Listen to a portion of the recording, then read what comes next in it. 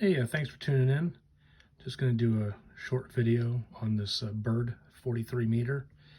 If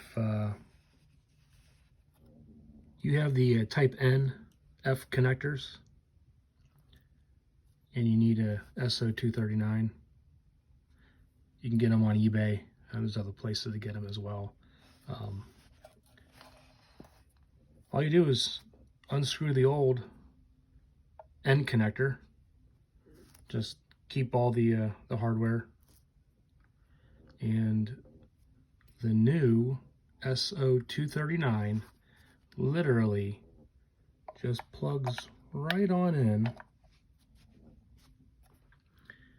then screw it on down. That's all you got to do if you got to swap them out. Most of the Bird 43s are going to come with this type N female connector. I believe that's the proper terminology for that. And most people aren't really going to be using that unless you buy an adapter. It's just more convenient to swap it out.